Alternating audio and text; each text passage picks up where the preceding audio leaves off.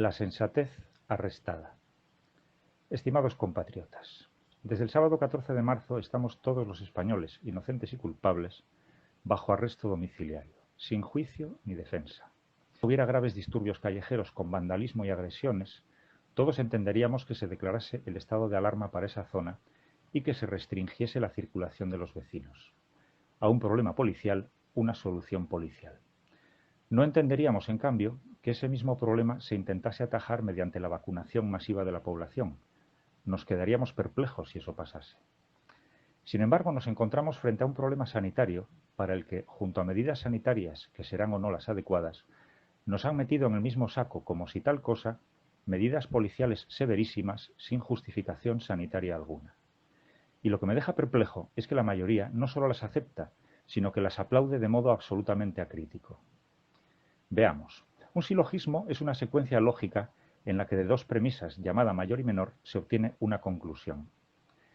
En el caso presente, el Real Decreto del estado de alarma establece como premisa mayor que tenemos que atajar la expansión de un virus que se propaga directamente a 1,5 metros de distancia del infectado por la saliva e indirectamente por el contacto con fómites, es decir, objetos contaminados por el infectado y tocados posteriormente por el sujeto susceptible.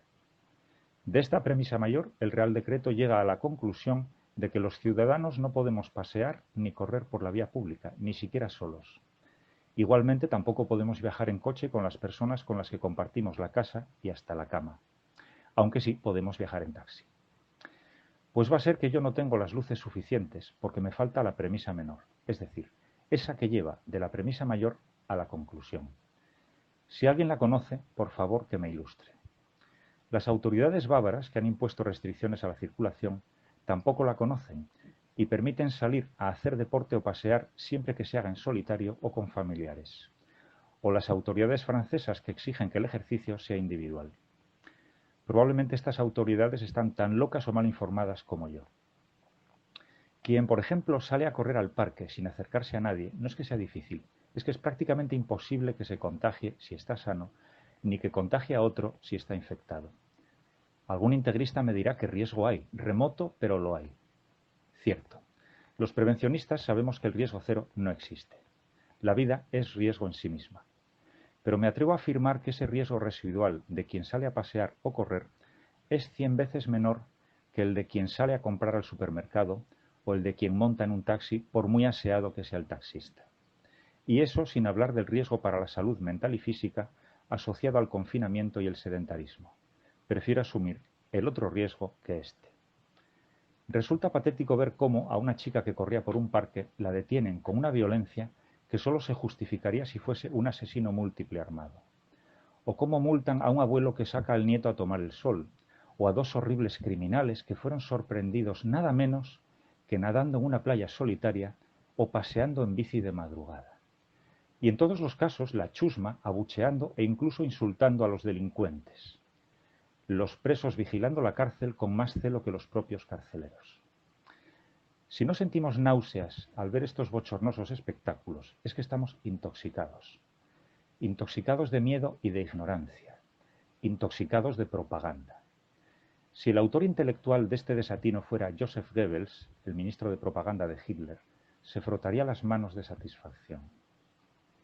Dice el coronel Pedro Baños, experto en inteligencia militar, que si no nos damos cuenta de que nos están lavando el cerebro, es que ya lo han conseguido. Y vaya si lo han conseguido.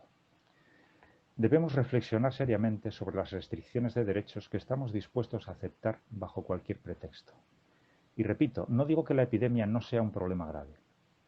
Digo que las medidas policiales draconianas que se nos han impuesto carecen de justificación sanitaria.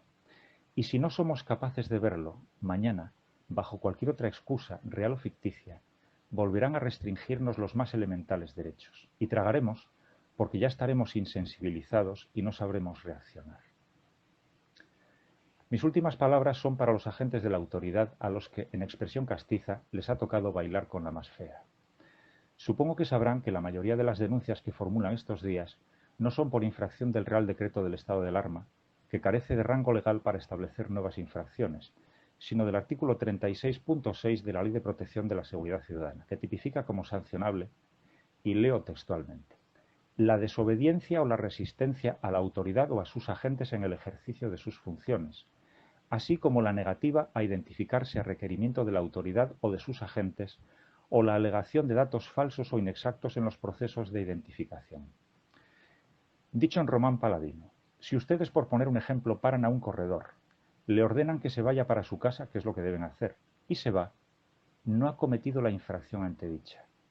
Y si ustedes, a pesar de todo, lo denuncian como si lo hubiera cometido, son ustedes los que están cometiendo no una infracción, sino un delito de prevaricación o falsedad.